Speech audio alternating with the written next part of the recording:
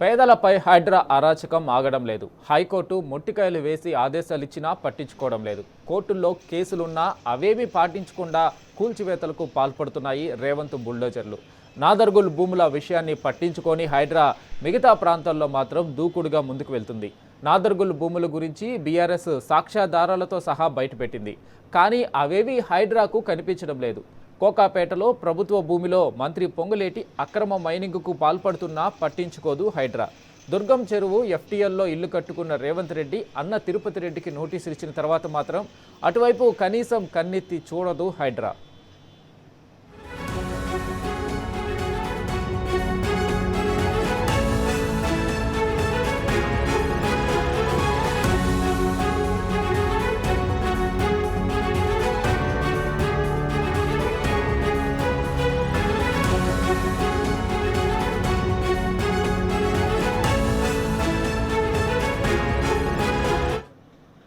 హైడ్రా మరోసారి వీకెండ్ కూల్చివేతలు చేపట్టింది. భారీ పోలీసు బందోబస్తు మధ్య సంగారెడ్డి జిల్లా అమీన్పూర్లో పేదల ఇండ్లపైకి జేసీబీలు దూసుకెళ్లాయి. బాధితులు కాళ్లా వేళ్లా పడినా కనికరించకుండా కూల్చివేతలు చేపట్టాయి. ఐలాపూర్ గ్రామ పరిధిలోని సర్వే నెంబరు 208లో ఉన్న కేఏ రెసిడెన్సీ, క్రిస్టల్ డెవలపర్స్ భవనాల్లో ఉంటున్న నివాసితులను ఖాళీ చేయించి మరీ కూల్చివేస్తున్నారు అధికారులు. 2 జేసీబీలు 2 ప్రొక్లైనర్లతో వేగంగా కూలగొడుతున్నారు. 45 ఫ్లాట్లలో రెంట్కు ఉన్న కుటుంబాలను ఉన్నపల్లంగా వచ్చి ఖాళీ చేయమంటే ఎక్కడికి వెళ్లాలని ప్రశ్నిస్తున్నారు బాధితులు. రేవంత్ కుటుంబానికి ఒక న్యాయం, పేదోడికి మరో న్యాయమా అని నిలదీస్తున్నారు ప్రజలు.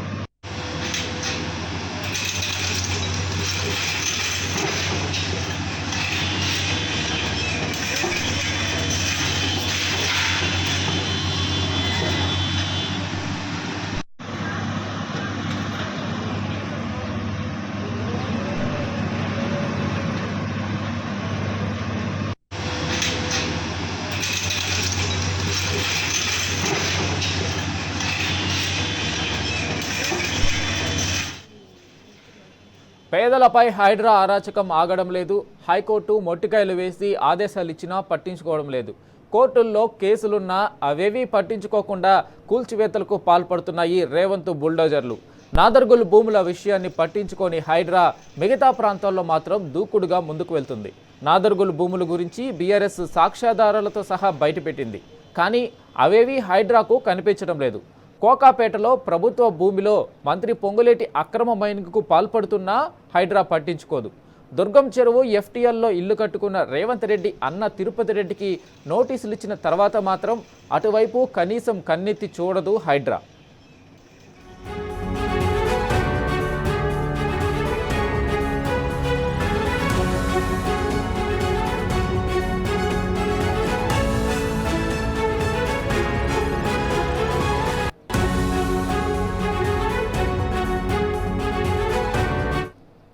హైడ్రా మరోసారి వీకెండ్ కూల్చివేతలు చేపట్టింది. భారీ పోలీసు బందోబస్తు మధ్య సంగారెడ్డి జిల్లా అమీన్పూర్లో పేదల ఇండ్లపైకి జేసీబీలు దూసుకెళ్లాయి.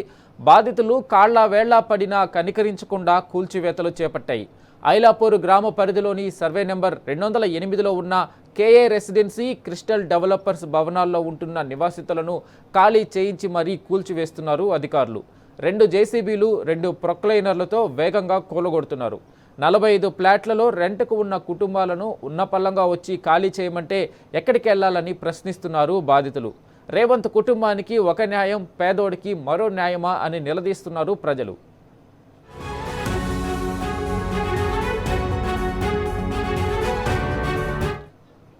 దీనిపై పూర్తి అప్డేట్ మా ప్రతినిధి భాస్కర్ అందిస్తారు. భాస్కర్, చెప్పండి, అక్కడ పేదల ఇళ్లను కూలగొడుతున్న దృశ్యాలు అయితే హృదయ విదారకంగా ఉన్నాయి. అక్కడ పరిస్థితి ఏంటి? సంగారెడ్డి జిల్లా అమీన్పూర్ మండలం చిత్తారెడ్డిపేట గ్రామంలో క్రిస్టల్ డెవలపర్స్ భవనంలో ఉన్న వాళ్ళందరినీ కూడా ఖాళీ చేస్తూ హైడ్రా మరోసారి అరాచకానికి చేస్తుంది. దాదాపు 46 శాతంలో ఉన్నటువంటి కుటుంబాలను కాల్చించడమే కాకుండా ఉన్న బలంగా ఇక్కడి నుంచి వెళ్లిపోవాలంటూ ఆదేశాలు జారీ చేసింది. సంగారెడ్డి జిల్లా అమీన్పూర్ మండలం నైలాపూర్ గ్రామంలో భారీగా మోహరించినటువంటి హైడ్రా అధికారులతో పాటు పోలీసు అధికారులు కూడా దాదాపు 1000 మంది మోహరించినటువంటి పరిస్థితి కనిపిస్తోంది. ఘర్షణ వాతావరణం కనిపిస్తున్నటువంటి నేపథ్యంలో ఇదే గ్రామానికి గత వారం ఎంఆర్పీఎస్ అధ్యక్షుడు మందకృష్ణ మాదిగా హైకోర్టు లాయర్ ముఖ్యం ఐలాపూర్ గ్రామానికి హైడ్రా నుండి కాపాడుకోవాలని మీడియా సమావేశం కూడా నిర్వహించారు. మీడియా సమావేశం నిర్వహించిన దాదాపు 48 గంటల్లోనే హైడ్రా ఈ రకమైనటువంటి దానికి ప్రయత్నించింది. రెగ్యులర్ గా వీకెండ్స్ లో అంటే మనం గతంలో వీకెండ్స్ సందర్భంలో నాగరికులకు సంబంధించినటువంటి ల్యాండ్స్ కనిపించవు. మరోవైపు పొంగులేకి సంబంధించినటువంటి కబ్జాలు కనిపించవు. పోకాపేటలో కొన్ని నిర్వహించినటువంటి క్వశ్చన్స్ సంబంధించినటువంటి కనిపించవు. కానీ వీకెండ్ లో మాత్రం పేద మధ్యతరగతి సంబంధించినటువంటి ఇళ్లకు సంబంధించినటువంటి దాంట్లో మాత్రం ఒప్పించిన ఉత్సాహంతో హైడ్రా పనిచేస్తున్నటువంటి పరిస్థితి కనిపిస్తోంది. ఇవాళ మాదాపూర్ లో ఎఫ్టీఎల్ లో మాదాపూర్ సంబంధించినటువంటి బృందం ఎఫ్టీఎల్ లో ఉన్నటువంటి తిరుపతి రెడ్డి ముట్టుకోరు మా మాజీ మంత్రి ఎమ్మెల్సీ అయినటువంటి మహేందర్ రెడ్డికి సంబంధించినటువంటి ఇల్లు నేరుగా గణిత బ్యాక్ వాటర్ లో ఉంది. దాన్ని ముట్టుకోరు. ఎఫ్టీఎల్ సంబంధించినటువంటి దాంట్లో నాగర్గులకు సంబంధించినటువంటి ప్రాంతంలో ఉన్నటువంటి కొందరికి ఎవరైతే ప్రస్తుతం కాంగ్రెస్ పార్టీలో మంత్రులుగా వస్తున్నటువంటి కీలక వ్యక్తులు ఉన్నారో వాళ్ళకి సంబంధించినటువంటి ముట్టుకోరు.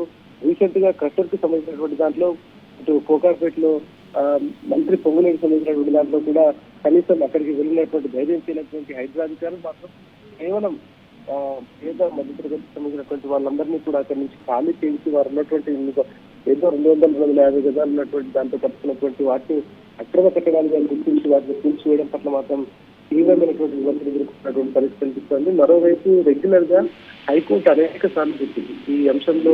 హైకోర్టు పదే హైడ్రాను మొట్టికాయలు ఇస్తుంది. నేరుగా హైడ్రా రంగనాథులు సైతం కోర్టుకు నిలబెట్టి మాట్లాడినటువంటి పరిస్థితి. వీకెండ్ నుండి ఎందుకు ఈ కూల్చివేత కొనసాగిస్తున్నారు, ఎందుకు వాళ్ళ జీవితాలతో ఇట్లా ఆడుకుంటున్నారని కూడా అనేక సార్లు చెప్పింది. అట్లాంటి ప్రక్రియ కొనసాగించకూడదు కూడా చెప్పింది. కానీ పదే ఇవాళ మళ్ళీ హైడ్రా మాత్రం మాట్లాడలేదు. కేవలం ప్రభుత్వం ఇచ్చేటువంటి సూచనలతో మాత్రమే ఇట్లాంటివి జరుగుతున్నాయా, లేదంటే అధికారులు వ్యవహారాన్ని కొనసాగిస్తున్నారో ఆలోచించాల్సినటువంటి అవసరం కనిపిస్తోంది. ఏది ఏమైనా ఇవాళ అమీన్పూర్ లో ఒక యుద్ధ వాతావరణం నెలకొన్నటువంటి పరిస్థితి కనిపిస్తోంది.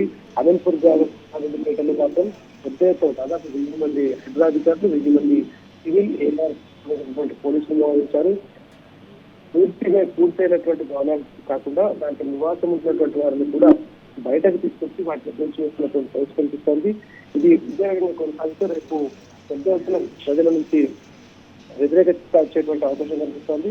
ప్రస్తుతానికి మొత్తం ఇప్పుడు సర్వే నెంబర్ లో 208 నివాసంతో పాటు మరోవైపు సర్వే నెంబర్ 171, 172, 173, 175, 212, 213 లో ఉన్నటువంటి వాటిని కూడా డిస్టర్బ్ చేస్తున్నారు. మొత్తం హైదరాబాద్ లో లేకపోయినా కూడా వాటిని కనీసం అన్ని పత్రాలు తీసుకుని అన్ని అనుబంధాలు ఇదే ప్రభుత్వంలో తీసుకుని బిల్డింగ్స్ నిర్మించిన వారిని సైతం వదలకుండా కంటిన్యూగా వాళ్ళ పైన ఇబ్బంది పెడుతున్నటువంటి పరిస్థితి కనిపిస్తోంది. ఓవైపు మున్సిపల్ ట్యాక్స్ చెల్లిస్తున్నటువంటి పరిస్థితి, అన్ని రకాల అనుమతులు ప్రభుత్వం తీసుకున్నారు. 2024లో కాంగ్రెస్ ప్రభుత్వం వచ్చినాక తీసుకున్నటువంటి పరిమితులకు సంబంధించిన అన్ని కాపీలు చూపిస్తున్నప్పటికీ హైడ్రా అధికారులు మాత్రం కనీసం రెస్పాండ్ కావడం లేదు. అంతేకాకుండా ఇక్కడికి వస్తున్నటువంటి వారందరూ కూడా కట్టడి చేయడం కాకుండా మీడియా మీద కూడా అంశాలు పెట్టారు. ఇది ఈ బిల్డింగ్స్ కు డిస్మెంటల్ చేస్తున్నటువంటి వీడియోస్ ను కూడా చిత్రీకరించకుండా వాళ్ళపైన షరతులు పెట్టినటువంటి పరిస్థితి కనిపిస్తుంది. ప్రస్తుతం మీడియాను కూడా అమలు చేయకుండా హైడ్రా అధికారులు వీకెండ్ ప్లాన్ ను మరోసారి అమలు చేశారని చెప్పుకోవచ్చు. ప్రస్తుతానికి